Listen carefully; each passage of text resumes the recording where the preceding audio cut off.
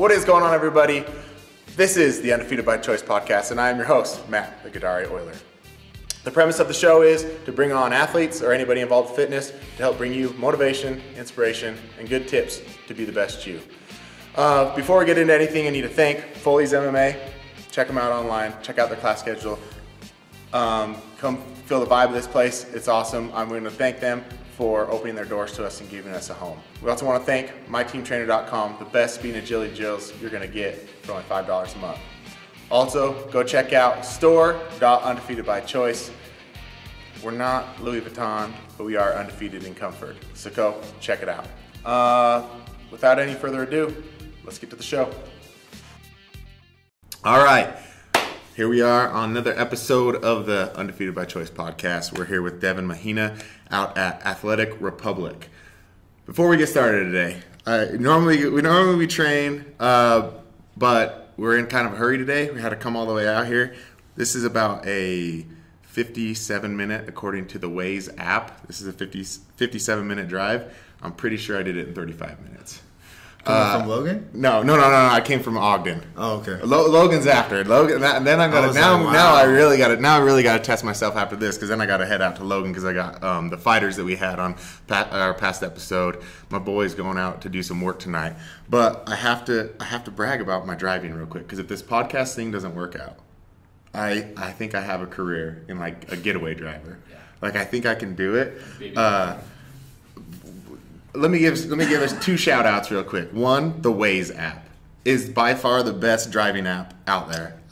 When I was my short stint as an Uber driver, I got the Waze app, and it is by far the best road map app. So Waze, if you want to give us sponsorship, your boy drives all the time.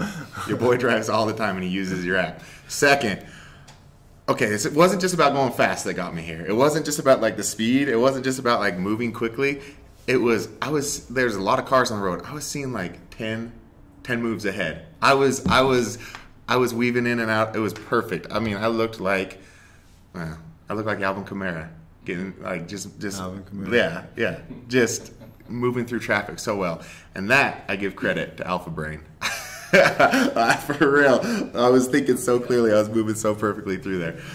Okay, I had to get that out because I was so impressed with my own driving. I was like, man, I think I got something on this. All right, all that aside, we're here at Athletic Republic. We're not at regular Foley's gym. We wanted to come out here. Wanted to see this facility, and this is this where they trained Ivan Drago in Rocky? Is this that facility where? I mean, this facility's only been around for 2 months, so no, I gotta be honest and say no. Okay, but there will be some Ivan Dragos being created in here, because this is top of the line. Everything.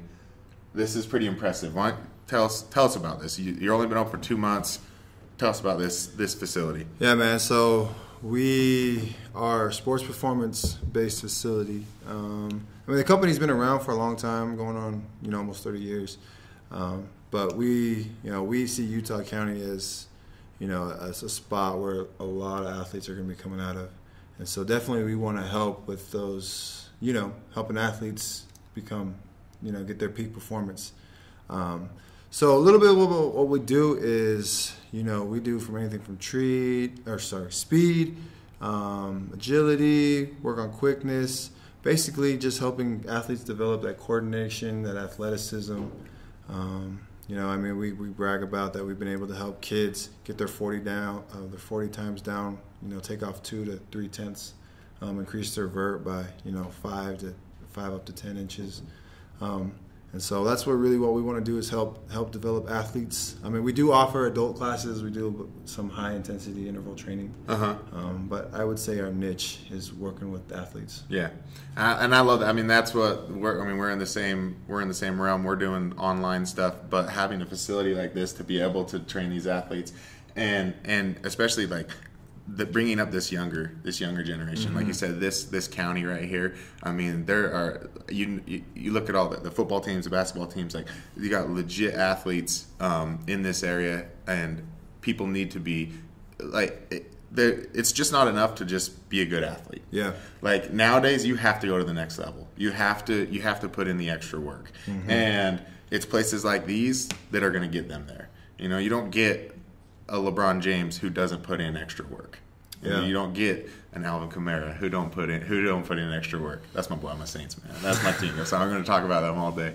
I don't know how you feel about them, but my good buddies on the team, Marcus Williams. I know you probably. No, I'm not mad. I'm not mad. No, I'm not mad. I'm not mad. That's one of the guys I've trained with before. Really? So I'm originally from Southern California. Okay. I did a training facility down there, and he was one of our guys. Yeah. Before he went to the draft. I'm not mad at him, man. He put us in that game with the interception. Yeah, he put us in the game.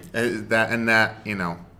I'll tell you now, he's working. He's thinking about it. So I know. I watched his interview, and what he said was the right thing. The exact thing he needed to say was, "It won't happen again. Yeah, it won't happen again. I'm gonna fix things." So you know, he had the right mentality. It broke my heart, and you know, at the moment, I had some words for him, but I forgave him. You know, he's part of my blood. I love him. I wear this. No one knows what that is, but that's the longitude and latitude for New Orleans, Louisiana. Okay. That's where my heart is. That's my place. So, anyways, that's cool, Marcus. Hey, but he was a rookie though. You gotta give it to him. No, yeah, for a rookie, for being out there, Mm-hmm. you know, for even being out there and playing. No, I got no hard feelings towards him, man. He's like I said, he put us in that game. So, anyways, yeah. What was so? Yes. So you say you're from California. What part?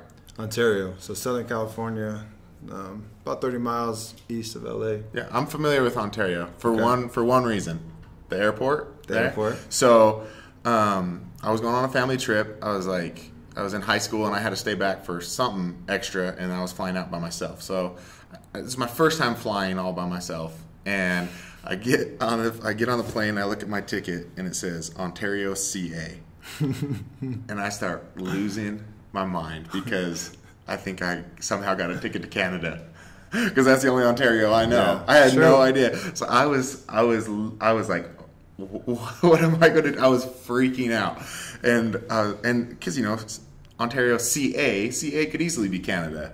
It could easily be Canada. Easily. So, and me being a dumb high school kid, I was like sweating, just profusely sweating, like I don't have a visa, I don't have how did I get on this plane, I don't have a passport, how did this happen, what am I gonna get arrested? I was in a complete panic, and then we landed and it was California, and my family was all there, and they picked me up, and we went on.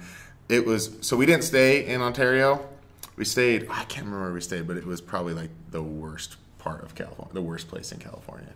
It was Fontana. No. Sorry, Fontana, but out there. No, it was probably about an hour outside of Ontario. Oh, okay. So I don't know exactly where it was, but it was probably the worst vacation we've ever had. But, you know, that's my only experience with Ontario. So nothing against Ontario, other than they got me nervous. People always say, "Are you from Canada?" I'm like, if you look a little bit down the line, you'll see a zip code. All right, the zip code tells you that we're in America. Yeah. So but I got that all the time. Yeah. You're from Canada? No, it's California. Yeah. So what was it like? What were you like as a young athlete growing up in Ontario? You played multiple sports. Talk about that. When did you start? At what age did you start? Which was your first sport, and how'd you go from there? Man, I guess my first sport, would have to be the T-ball. Yeah. You know. My dad was pretty athletic. My dad played rugby. That was his sport. He played nationally. So I kind of got my athleticism from my dad. I got my height from my mom. My mom is probably 6 feet tall. Yeah. But she's not athletic at all. So I kind of got the best of both. I got my dad's athleticism and my mom's height. So I'm grateful for that. That's a good combo right there. So, I started with T-ball. My dad was super into sports, so he had us playing a bunch of different sports growing up. So anywhere from volleyball to tennis, to basketball, to football, track. So did a bunch of different sports, and he obviously wanted us, train all those different muscle groups. So he knew it. He knew ahead of time what he was doing. Yeah. And as a kid, you're really just trying to get that coordination. And I was always tall growing up, so I was 6'6" in 8th grade. What? So I was like size 13, shoe 6'6", 9th grade, And so I'm pretty sure, like, at 5th grade, I was probably 5'11", 5'10". I mean, did you have other kids that were similar in height? I mean, were you just dunking on everybody? Like, just like every game was just throw it to the tall guy. For real. I was head and shoulders taller above everybody. Oh my gosh. So it was kind of an advantage and a disadvantage, you know, especially with basketball. Like looking back at it now, I didn't jump. Right. So I was always taller than people, so I felt like I didn't need to jump. So that's something like I always was working on growing up, because, you know, being taller than everybody, I always like, oh, I'm taller than you, I don't need to jump. So that was just probably one disadvantage, but there's a lot of perks of being tall. Yeah. So did you hit that growth spurt all at once, or did you just always tall? Never had a growth spurt. Okay. Literally every night having growing pains. Like, I remember crying in my bed, like screaming for my mom, just growing every night. Yeah. I never had a growth spurt. My little brother, he was short and he had a growth spurt, but not me. Because a lot of athletes that end up being tall, they hit that growth spurt, and so they have that. They go from, you know, being able to move to just super awkward because their body is just so new to them, and so they don't know how to develop like that speed and agility or anything, because it just happens so fast. How often do you see that, especially, you know, being out here doing what you do? How many athletes are you like, okay, you know, we're a stud at one age, but now you've grown and you're taller. Now we got to go back to basics and start all over again. Yeah, you'll see that often, especially with the athletes, you know, especially boys, once they start, you know, that puberty age, testosterone starts to kick in. You know, their arms get a little bit longer than normal, and so they look really funky when they're running. And so a lot of that's what I said earlier. We try to train, you know, coordination, really being under control, really learning how to control your body, understand, you know, like, hey, your right arm's going way out here. Let's bring it in, you know, let's be under control, because we don't want you being reckless. Right. You know? Right. We want everything controlled, controlled movement. So that's something I preach. And, you know, the kids, as they get older, you know, they tend to get a little bit out of control. So just training that coordination. Yeah. No, I've seen that a ton. You know, with the athletes I work with. You know, one summer they're, you know, just an average kid, and the next summer you come back and you're like, oh, this kid's huge now, and you're all excited, but then you're like, what happened? He can't move anymore. Can't move. Yep. What's the deal? Like, now we got to start all over again, teach you how to run again, teach you how to move again, because they're just not used to their bodies. So again, it's like it's programs like this that's why these kids need this. This is why you guys need to be here. This is why, you know, they need to be learning the speed and agility, because you can learn good fundamentals at a young age, but if you don't know how to adjust to your growth spurts or anything like that, then you lose it. You lose everything. You know, you can't go to the next level. So back to you growing up. Was there any sport? Let's see. So you named a bunch of sports that you played. Was there any one that was like you had to put in extra work at because you didn't feel like you were on the same level as you were on any other sports? Yeah, probably basketball. I mean, I love basketball now. I love the game, and I play it a ton. But with me always being so tall, you know, I probably was awkward. Yeah. Always lanky. So basketball was like a sport that I always had to put extra work in. Yeah. Football always came natural. It was a natural sport, natural thing. Obviously, it was my niche. That's the road I took. But for basketball, it was hard. Had to put in the extra work. That's what was hard. So I talked about this on one of my last episodes with about like athletes who are naturally talented athletes, but they feel like they need to put in the extra work, and they actually do put in that extra work.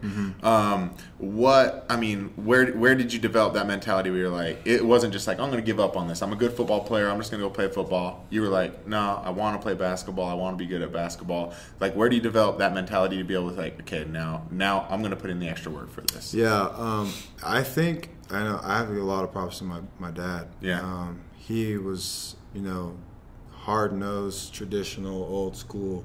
Like, if you're hurt, I don't care. Get up, finish. Like, finish the game. Like, unless you're getting the stretcher, the ambulance is coming, you can't leave the field. Yeah. So that was always like my mentality growing up. And so he was tough on us. He would criticize us, you know, there was always more negative than the good, which, you know, at the time was good. It was always giving me something to think about.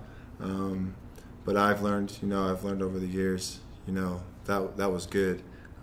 I try to be more positive with these kids, try to tell them, you know, a little bit, you know, more positives than the negatives, because I never want them to be highly critical of themselves. Right. But then I don't want to develop, you know, where they're being too cocky or too confident. Because you can always get better. You know, there's always one person that's going to be faster than you, stronger than you. So you gotta have that humility as well. Yeah. But just my dad basically just forcing us to, you know, be tough. Yeah. And that was probably the mindset. You know, he helped us realize, okay, your jump shot, you know, it's not that good. Let's go out. Let's go shoot. So even though he was a rugby player, he was like, no, like he was taking you out to shoot basketball. Yeah. Like that So, probably wasn't his sport, but it wasn't his sport. But my dad was very, like, he analyzed. So my dad was basically straight from the islands. Like, could barely speak English. We made fun of him all the time for his accent. Yeah. But he was straight from the islands, came to America, and he learned. Like, he didn't know how to shoot a basketball. He taught himself just by watching, you know, MJ, you know, with the form and all that. So he taught us, and my jump shot's still not that good. Not on MJ's level? No. But I think it's just from, you know, I kind of developed that attribute too, of where I'm always analyzing. Like, always analyzing. I'm always, like, that was probably my biggest part of being successful in sports, was being able to watch film, break it down, seeing what the athlete's doing, but then also watching myself, seeing what I'm doing too. Yeah. So I would say that was the biggest part. And that's so huge. I mean, I remember we'd go and we'd watch film, and I just want to watch, like, when I had a good play, and then other than that, I was like BSing with everybody else, you know, like you know, that was never like a good study session. But my dad, I had him on last week because it was Father's Day, so we had a little special episode. But he was the same way, always analyzing. Now he's an accountant. He played sports, but not on any high level, you know. But he was. You know, he's just so mental about things, and he knew I wanted to be the best. He knew I wanted to be good out there. So he would analyze, and then he would learn what he needed to know in order to teach me what I needed to do, and he would take that extra time to pull me out and show me things. And so, you know, that's so big for, like, so many kids they just want to play. They just want to play, and then they're like, oh, I'll show up to practice, and I'll get better at practice, and then I'll show it off in the game, and that's where it ends. But if you want to go to the next level, that's just not not the case. That anybody who's played who's played at the next level or taken their game anywhere, it is like it's analyzing. Yep. It's analyzing whether you're doing it or whether you have a mentor that's able to do it for you. You know, you just can't take it to the next level. You know, with fighting, we see it all the time. You know, I coach fighters or help fighters. I don't coach them. I just help them out. I'm the punching bag. I'm just the guy that show up to help them, you know, get some work in. But, you know, we're always analyzing each other. We're always breaking each other down. And it's the ones that are open to that and receptive to that who grow. Yep. And it's the ones that think they've figured it out and think they're the best. You know, you never see them go anywhere. You never see them anywhere. So, you know, that's so huge is just that mentality of being able to learn, being willing to learn. So, you know, having your dad do that, even though you said, like, oh, you know, he was critical and he's a little negative, that's probably what you responded to best, and he knew that. Yeah. And that's the sign of a good coach, who knows what their players respond to. Mm-hmm. You know, I think if your dad knew that if he was hard on you and then saw that you were, like, you know, checking out mentally or you couldn't handle it, he probably would have changed his game plan. Because going as far as he did playing rugby, he probably had all types of different coaches. Yeah. So he knew how to coach, and he knew when he was hard on you, you were going to step up. Mm-hmm. And again, like you said, you try to be more positive with the kids, but I guarantee you do the same thing. You watch the kid, you see what he's responding to, and then you go from there. Yeah, I agree. My wife's figured it out. That's the only way I get it. I respond to her is if she yells at me. She says, she's like, tells me all the time, I don't want to yell at you, but I know if I yell at you, you're gonna react. You're gonna get up, and you're gonna wash the dishes, you're gonna pick up your laundry. Yeah. But then, you know me, I'm like, why are you always yelling at me? Yeah. This is her job. It's what she signed. It's what you signed up for. It's what she signed up for. Yep. So, let's keep going back. Always got to go back because I always, I feel like a lot of people who watch this are these younger athletes that really want to come up, and they need to understand the mentality of what it takes. Yeah. So you're in high school, you're a giant, you're head and shoulder above everybody else, you're playing in all different sports. So let's go over this. What was your passion sport, and then what was the sport you were just the best at? And were they the same? So back then in high school, football was my passion and it was my sport. Yeah. I always did. All those other sports were just supplemental things to, work different muscle groups or work quickness. Yeah. But football was my main sport. And, I was tall. But I mean, there's a lot of people who are tall for no reason. Yeah. So I always had to concentrate on, my mindset was always doing extra. So whether that was on the field, doing extra reps with catching or blocking or running, or really learning how to use my long arms and long legs, that still takes a lot of hard work to be able to develop that coordination. Yeah. So that was just my main emphasis was putting in extra work. If I was just showing up to practice, that wasn't enough for me. For sure. So going in the weight room, learning how to lift, extra cone drills, extra, route running, all that extra stuff. I had a pretty good high school coach, tight end coach that, I think he saw my potential.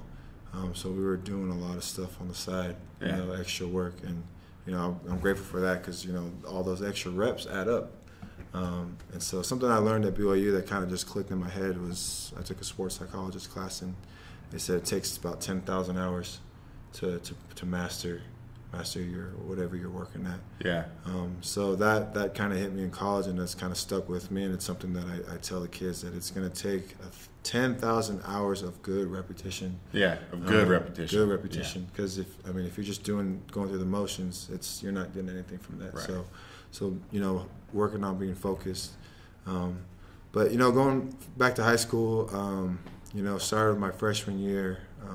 I was pretty blessed. I did really well. Got pulled up to varsity, and that was big back then because in California, like that wasn't like you didn't have freshmen playing on varsity. Yeah. And then a lot of things I did going into in high school was a lot of in the off season going to camps, going to different colleges, visiting camps, really just trying to get my name out there. Because that's another thing with parents is like they expect the coaches to do it, but honestly, coaches got other stuff to do, and there's 150 kids on the team. Yeah. So my dad was smart. We transferred up to a better school for football. They were a lot better, more competitive. So he put me in a more competitive environment. And then every summer I was either going up to BYU or going to UCLA or USC camps, just trying to get my name out there. Yeah. I've had some run in with the California football experience. And I had a friend who had moved out here. He was a father, and he had a boy who played out there. What are the Sea Kings? Where are they from? They're in Newport. I can't remember. Corona High School? I think so. Corona Centennial? No. I'll get it. It'll come to me. But anyways, they had the team, and they were the state champions, and only a few players actually got taken up, and they were all all-stars. But because there's so many athletes to pull from, there's so many players to pull from that. For you to be a standout and for you to be able to like do what you were able to do, I don't want to sit here and toot your horn, but I know how legit it is because I was experiencing it and watching it with him. Like his boy was a starter on the team. They were state champions. That's the team that anybody should be looking for because they were the best out there. Mm-hmm. But there's just so many people to pull from for you to actually be able to be a standout that speaks volumes to your actual ability. So good job. Thanks. Congratulations on that. Thank you. And you were a tight end, right? Mm-hmm. I love that position. I wanted to be a tight end so bad. It's fun, man. I wanted to be a tight end because I was 240 pounds, but I'm 5'9", You know, so I was just nose guard. Yeah, well, yeah. No, I was a nose guard and I was an offensive guard. I was quick for my size, and so we did a lot of pulling, and we actually ran an offense that was like a quick side, strong side. So I was just the pulling guard. So I would switch. I wasn't just one side or the other. So wherever we were, if we were needing to pull, if we were needing to trap or anything, it was always me. And so, but yeah, I mean, I'm not going at my height. Going to the next level it just wasn't in the cards, you know. It just wasn't. I had a back injury, which probably saved me from a lot of embarrassment of like trying to go to college and then being like, bro, no. You got like 6'7", you know, 6'7", 6'6", tight ends that you're, you know, trying to get, you know, it's. But anyways, yeah. But I always wanted to play tight end because I have decent hands, but I have small hands too. It's all right. I wasn't built. Yeah.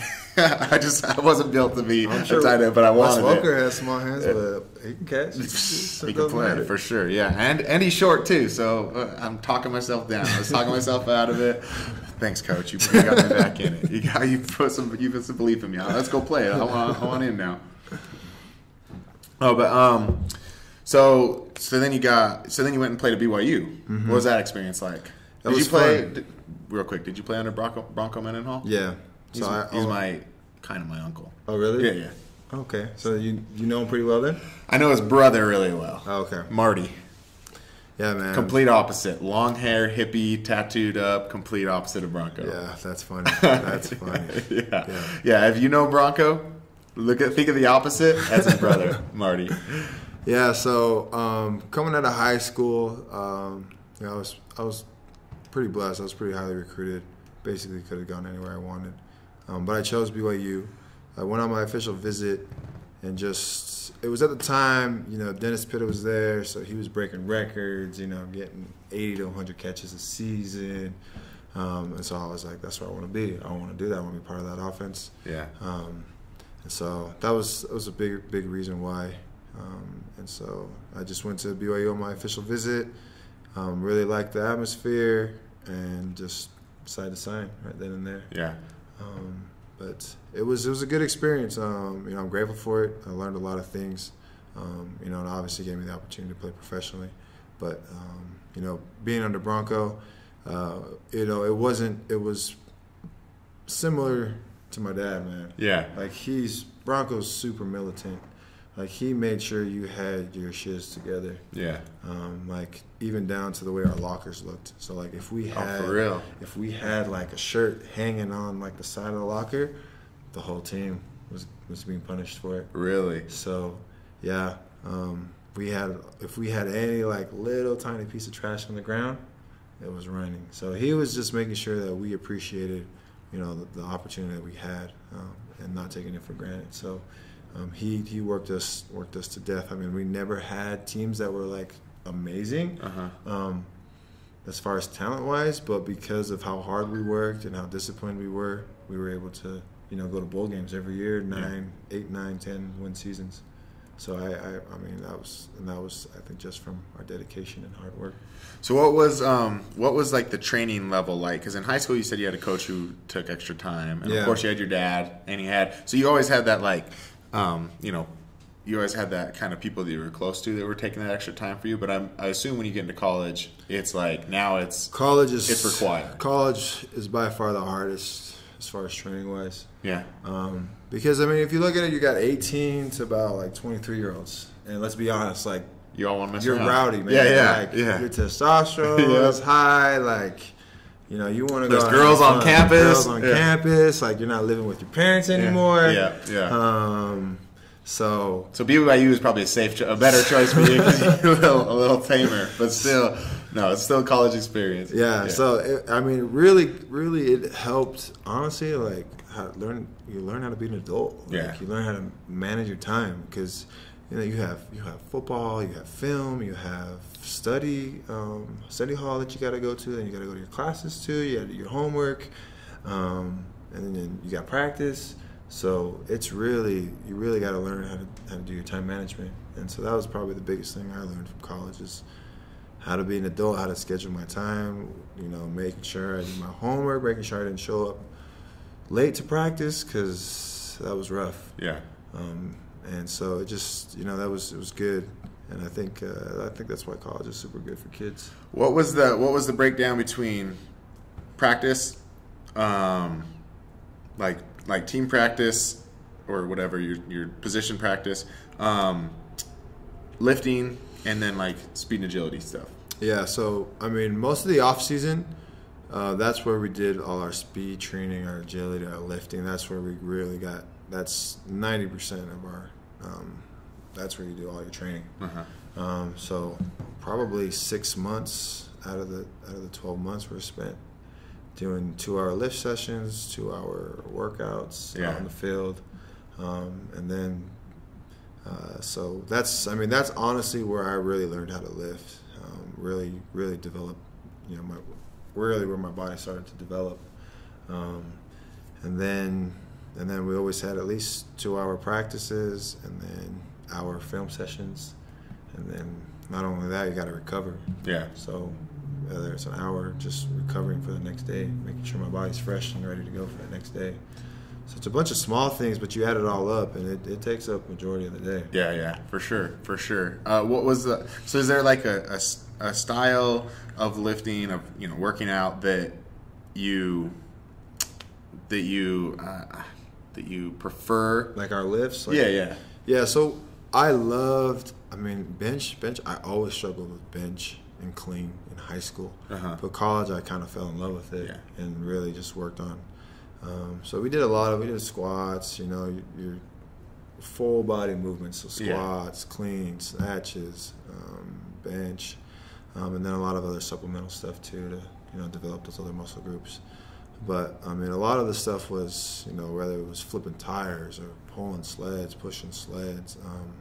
Bronco was crazy, man. He had us every month or every year, once a month every year, we did what was called the Cougar Challenge, and it was kind of this. He loved to push us to our limits, so like everybody had to do it. And one morning we'd go to the pool, swim a mile.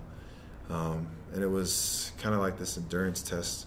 So we'd swim a mile, then we'd get on a bike, ride up to the Y, to the mountain, and then hike up the Y. Someone would be up there giving us, like, if you were a lineman, you had to carry like I had to carry a 45-pound plate all the way up to the Y and back down. We get back down, and then we ride over to the stadium. We run up and down the stadium stairs, and then we get back on our bike. We ride up to Squaw Peak, and then come back all the way down the facility. And so, like, it was crazy. Yeah. And we did that once a year, and he always would come up with stuff like that to just test our mental toughness. I love it, because you were hitting on everything that I was trying to ask about, because I see so many athletes, when I'm working out at the gym, I see all these like young high school kids coming in, football players, basketball players, and they lift, and they're just lifting like bodybuilders. They're just doing bench press, and they do squats, and they do I don't see a lot of cleans, but it's all pretty like standard standing still stationary lifting, which is good. But then you're talking about biking, you're talking about swimming, hiking up the hill, and flipping tires and pushing sleds. Like, there's so much of that I feel like a lot of kids, they just don't understand. Like, that is probably more important than just the standard. You're still going to build that muscle doing the other crazy stuff, and of course building up endurance. Like, I'm like, when do you guys get on a treadmill? When do you guys get on a bike? When do you guys get in the pool? Like, I'm a huge advocate of pool. When I lost weight, I got up to 280 pounds at one point, and the pool was the number one thing that I say saved me. Getting in the water and just swimming for hours, and so I see so many of these athletes come in, and I'm just like, you guys need some more. You guys need some guidance. You guys need some help. That's why I love this facility here, and they have trainers like you, and there's another trainer over here in the corner. Colby. Another giant, tall human being. So we were roommates. Do you have to be over 6'5" in order to work here? No, I don't qualify for a job. You don't have to now. Okay. Anyway, so he was your roommate? Yeah. So me and Colby, we met. He played tight end as well. So good buddies. So you had that battle with each other. Yeah. Yeah, he came under me after me, so I was kind of more of his mentor. Oh, okay. You know, he I like his big brother. Okay. But yeah, going back to I just keep looking back. I'm so impressed with this facility you have here. You have in Utah how many? There's 3. You have 3 locations or 2? 3, Park City, and then there's like a sister company called Tosh up in Murray. Okay. And they're out of a hospital, and then us. Okay. And there's another one opening up in Logan. Logan, and there's one in St. George as well. St. George. Really? Okay. Yeah. So, anybody watching this, you can get online. You guys have locations all over. You guys are big, out east, right? There's a lot. There's 115 altogether. They were like in Australia, Japan. So we're all you guys are worldwide. Worldwide. So nice. How do I get a job in the Australia one? That one just opened. So hey, you never know. They're hiring. We hiring. No, but I look at this and. Anyways, if you're in any of those locations, or look up a location and get in here, get some training, because this is where you need to be if you want to take your stuff to the next level. I mean, there's so much you can do at home. There's so much you can do, and I think doing that type of stuff at home gets you to a level to where when you come into here, you can now you've done it on your own. Now it's time to really come in and put the work and have someone give you that guidance. Yeah, I mean, we do, like, our stuff is what you're going to be doing in college. Yeah. And so we're just trying to apply that to the younger generation, get them, getting used to just working out, like, not just going to practice, because it's not enough. Like, you got to really train, develop your body in other different ways. So just being able to understand that, hey, like, you're going to be doing this in college, and if you're going to the next level, like, you're going to spend 90% of your time doing more training than you are going to be, whether you're on the pitch or the field, or in the gym. So what's the mentality of the kids, the majority of the kids that come in here? So we try to no younger than 10, like 10, and then we've had all the way up to college athletes come in here and train. So it's really what we're trying to do is just develop the mindset of, hey, like, this isn't just messing around. Like, you're coming here, this is focus. Like, we're gonna get after you. Yeah. And we're gonna get after it too, because you obviously want to get better at your sport. Yeah. So, I mean, it's good when we have kids that come in here and they're super motivated and ready to go. So I imagine most of the kids who come in here and are taking the time to come into a facility like this, like they're ready. Yeah. They're ready for it. Most of them probably, I wouldn't assume most of them are here just because their parents are paying for it and their parents want them to go to the next level, but they're here. Like, do you have kids that you just can't break? Like, you're trying to break them, and they just are ready to go all the time? Yeah, there's kids. Yeah, man, I love it when those kids come in, because it's fun to work with, and we get to do a bunch of different stuff. Yeah. Where some of those kids who aren't as highly as motivated, I got to take the extra time to say, hey, let's go. Yeah. So it's been good for me to kind of learn, how to work with different personalities. It's good to always analyze that and how to work with a bunch of different work their kids' background and things like that. And so it's been really fun. So yeah. Cool. That was one thing that when I got into coaching, it was like I stepped on not really knowing how to coach. Mm-hmm. I'm like, I've played my whole life, and I know some stuff, so I want to come in and teach. And then you come in and you find these, and so I'm like, when I went, it was just go. It was like whatever I was asked to do, I did it. Yep. Whatever the coach asked me to do, I was putting in the time, I was putting in the work. And then I came in as a coach, and I realized not every kid was like that. And all of a sudden it was like, it started to get frustrating, because I was like, man, just do what I tell you to do, and you're going to get better.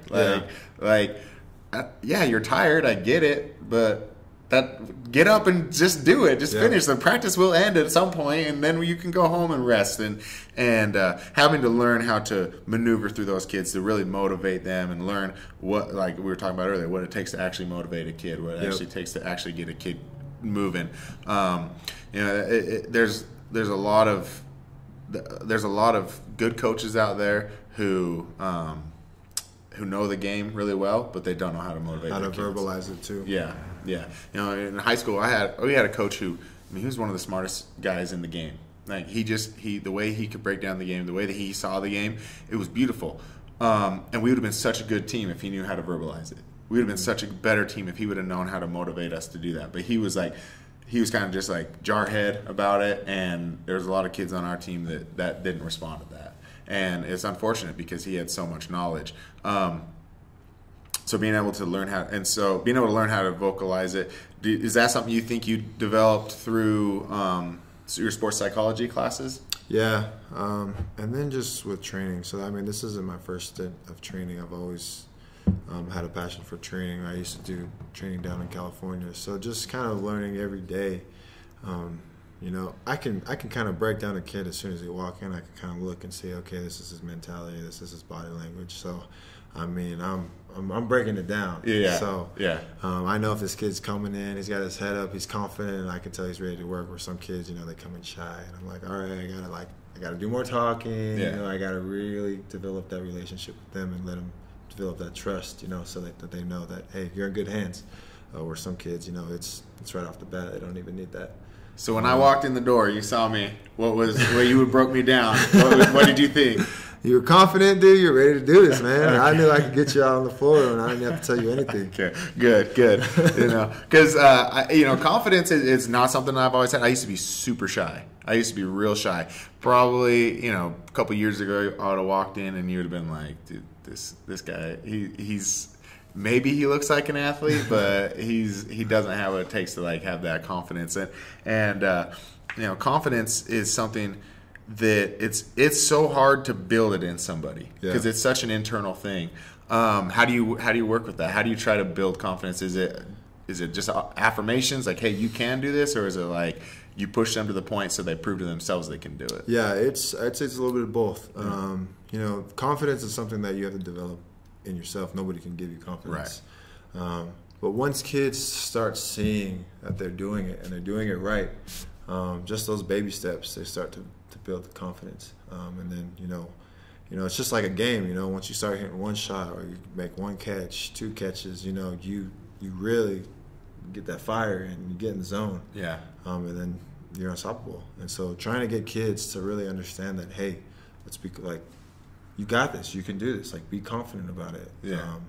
That's when you start seeing the leaps and bounds of improvement. Yeah, I know for myself when I was building confidence, I was big on I've got to hear it, I've got to see it, and so I do a lot. I would first it started with just headphones, and I would listen to I'd type in motivational whatever on YouTube, and I'd be listening to you're a beast and these motivational speeches, and then I needed to hear it for myself, so I'd start that inner voice in my head dude, you're a beast, you can do anything, there's nothing that you can't get stopped, you can't be stopped. And then I was looking back on what have I accomplished. I've accomplished a lot in my life. I've done a lot. Even if I wasn't playing, I didn't play in college, I didn't do this, but I've accomplished a lot. So I started to go back and be man, look at where I came from, look at where I've been. I used to be really overweight, but even when I was overweight, I was still accomplishing things and doing big things. But then what was one of the big things is looking at myself in the mirror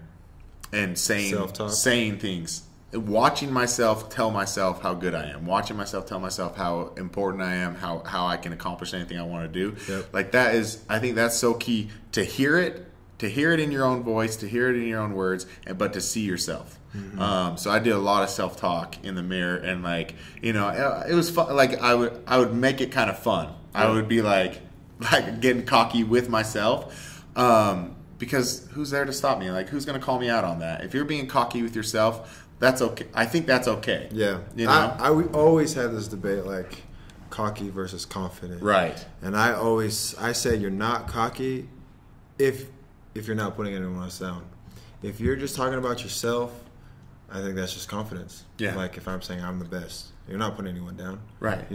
That's all self-talk. That's all things that you're not saying I'm good, you suck. Mm-hmm. I would consider that cocky. But if I was saying I'm the best, I can do this, I can't be guarded or anything like that, I feel me personally, that's confidence. I agree 100%. I have my best friend. She was on an episode. She plays full contact women's football here in. Oh really? Yeah. Oh, we got to get them in here. Oh, for sure. The Falcons, Utah Falcons, legit, get them in here. Like, they can play. That's sweet. That's sweet. So anyways, and she plays tailback for him, and she's super humble. She played. She grew up playing soccer her whole life. She played for the ladies RSL. She played for the Samoan national team. Like she's played at the highest level in everything, in soccer that you can go. And then she's like, I want a new challenge. So she starts playing full contact football. Never touched a football in her life. And then she ends up being on the 2-time national championship team here at Cottonwood. They play in Cottonwood. Oh, wow. But it's the Utah Falcons. And so I'm like. And so she's always like humble, She's always like, oh, I just want to work hard. I want to be better than, I want to be the best one on the team. And I'm like, you got to start telling yourself that you are. And she's like, well, but and I'm like, you look at what you've accomplished. Like, look at what you've done already, and look at what you're doing. Look where you're at on the team. Like, you tell yourself you're the best. Like, I'm always trying to work that confidence in her. And I've told this story once before, but. It was a moment where she had an injury. She was coming off an injury, and so she was nervous. She's like, I might lose my spot on the team if all these girls like have good weeks while I'm out. I might lose my spot on the team, and I was just like, no, you've got the skill. Your coach knows what you're capable of. Don't lose that. You didn't lose your skill, so don't lose it. Don't lose it mentally. So. It was like a game time decision if she was going to get to play. The doctor comes down, checks her shoulder, and he's like, you're good. And I can see her get all excited. And she's like, I could tell she's frantic because she's like, I got to prove it. I got to prove it. I got to prove it. And so I'm seeing her like running along the sideline. Like she's forget her helmet over here, grabbing a water over here, and she's about to go in. And I was like, no, I'm not letting her step onto the field with that mindset. I could tell she was just a panic, like, I've got to prove something. So I run out on the field. I run out onto the sideline, and I grab her, and I said, listen, you're not doing this for anybody but you. You're not trying to prove anything to your coaches. Your coaches know what you can do. Mm-hmm. They've already proven it to them. You're not doing this for anybody but you, so go out there and play it for you. She gets the ball, breaks it for a 30-yard touchdown. First play back, and I was like, that's dope. And I was like, as a player, you need to know that your coach knows what you're capable of. Yeah. He wouldn't put you in that situation. Exactly. They wouldn't put you in if they didn't think you could do it. So you need to put all that aside. You need to realize what you're out there for. And you're out there for yourself. You're out there for your team, but you're out there for yourself. You're out there to do the best that you can do. And once you start to realize that as an athlete, that's when you put in the extra time. Because you realize, I'm here for myself, and so I might as well get better. And it's so important, I think, for athletes to just start to figure that out. That I do a lot of motivational speaking, talking to athletes, and I go over 6 different types of motivation. And could you guess what the number one motivation is for most athletes? What's that's a tough question without saying the 6 different. But how many athletes do you think are motivated by fear? I mean, I feel like it shouldn't be that high, but it probably is. It's probably about 90%. They're all motivated because they don't want to let their coaches down. They don't want to let their parents down. They don't want to let their team down. They don't want to let anyone. They're motivated by fear, and that's got to change. Yep. Yeah, that's funny you say that because there was a kid who came in here, and we were over doing the ladders, and he was like messing up, and then he looked back over here, and his parents were watching, and I was like, don't look over there. I was like, we're in the lab, like we're working, we're trying to get better. Don't care about what they think, because in the end, this is your work. These are your reps. So let's focus. Let's get on track, and it doesn't matter. Let's start slow, and then we'll build up to speed. But I was like, I know you're looking at your parents, but don't focus about them. Don't worry about them. We're in the lab. We're working, so let's just work. Yeah. So really trying to get, that's I think you're right. With a lot of kids, I mean, I know growing up, I was looking in the stand for my dad's approval if I did something wrong or bad. But you really like you shouldn't do that. No. You really should focus on yourself and what you got to do. And if you mess up, get back up. Don't make the same mistake twice. Yeah. That's always been my motto: is don't make the same mistake twice. Yeah. So learn from it. Learn what you did wrong, learn what you did good, and then go from there. Exactly. You've been coaching and training for, you say, your whole life. How many players have you actually been disappointed in? Not that many. Exactly. Because it's the ones that gave up, right? Yeah, because I've seen where they've come from, or I've seen where they started, and I've seen where they progressed. Exactly. So many kids are worried about like what their coach thinks, or that they're going to disappoint their coach. But I mean, I've been involved my entire life. You've been involved your entire life, and there's probably a handful of kids that you can say you're actually disappointed in, and those are the only ones that you're disappointed in were the ones that gave up. Yeah. Yep. You know, and so like, and you know, a lot of coaches can rule by fear, you know, but that's because they want the best out of you. They want you to give them the best, but they understand you mess up. People mess up. Like Marcus Williams, you think his coaches hate him? You think his coaches are disappointed in him, or you think they see him showing up to practice, working on his skills, working on everything, working on getting sticking his arm out? Wrapping up, and they see him putting in the work, taking better angles. Exactly, yeah. And they see him putting in the work. They ain't disappointed. I mean, even Sean Payton was like, "Well, we got something to work on, but I'm not mad at him. You know, he put us in the game." So, you know, getting rid of the fear in athletes is huge. And I think, you know, once we start doing things like getting them mentally prepared, getting them mentally ready. And then coming here and putting in the actual work, putting in the extra time, we're going to start to see, especially in this area, start to see the level of athletes just take it to a whole other level. Yep. So we do a fun thing. We do a triple threat throwdown. Okay. And I ask you 3 random questions. So Nick's got the questions up. Normally I don't let you see beforehand. But you already know so I analyzed it already. Yeah, you already wrote it down. But I'm gonna I might switch one up. I like to, because I want to keep you on your toes. But anyway, so we got the first one. Okay. So what is your Nick comes up with these because I put it on him because he doesn't do enough. He never does anything. So I put extra work on him all the time. So the first question is, what does your workout playlist look like? Oh man, that's funny. I actually just put one together the other day. So I don't know. Right now I've been in just rap. Yeah. You know, just anything that's got some good vibes, good pump. I don't know if I like put some Drake on, some Migos. So Drake. So it's like it's random. Okay. It's random. Because Drake's not like the rap I would think you're going to work out to. Yeah, it's like from his newer album, okay. Like, you know, God's Plan or whatever. It's just good, like good music. Yeah, that's what I'm looking for. I'm not really looking for lyrics or anything. Just something that gets me pumped. So I've been hitting up the Diplo Pandora. And dude, that's been like the 2000s, dude. Yeah, dude, it's been 2005. Dude, it's been lighting me up, man. I've been getting fired up. I mean, I listen to anything. I'm one of those. I sometimes it's like singer songwriter, like, because I think lifting with emotion is what's, for me, that's what's important. Like when I'm working out, I need emotion. So sometimes even if that emotion is just like love and like, it's funny. Like 3 months ago, I was like 90s R&B. Yeah. So if anyone would have listened to or pulled out my headphone, listen, like, what are you doing? I'm like, I don't know, man. Just feel right. What is this? 112? Peaches and cream? What? Marvin Gaye, Keith Sweat. Exactly. You know? Yeah. No, I think you got to switch it up. But I was. Someone was telling me like, I think house music or whatever, trap, EDM or whatever, and I was like, I hate that stuff. But I was like, maybe I'll give it a chance. I was like, who do you listen to? She's like, Diplo, and I was like, I'll check it out. So I put in Diplo in my Pandora, and I was like, dude, yeah, I can do this. So lately, that's been on my playlist. So that's what I've been getting to. All right, so let's do a superhero question, but I gotta start mixing it up because superheroes it's popular right now, but. Do you watch Game of Thrones at all?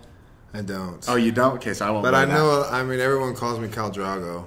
For real? No. Yeah, I would. I always get that. I would take that. Well, but if you don't watch the show, I can't ask you the next question because you got to know the show. So, but yeah, I could see Khal Drogo. I could see that. All right, so let's do this. So who's your favorite superhero and why? Batman's always been my favorite superhero. growing up. I don't know, man. He's just smart. Yeah. Obviously, he's got money and stuff, so he's able to. But he's smart. Yeah. So he always outsmarted his opponents. I like that because I like that you say that because you're big on the mentality of things. You know, obviously you're a big dude, so people might be like, "Oh, the Hulk," or you know. But you actually were like, "No, I like Batman because he's smart." I like that because you already have the size. You don't need to have the size. Bring something else to the table. So the fact that he was smart is what draws you to him. Shows that you got that good balance. Good balance. All right. If you could go anywhere on vacation, money is not an issue. Where are you going? Man. Dude, I think I'm just going to Tonga, man. Yeah?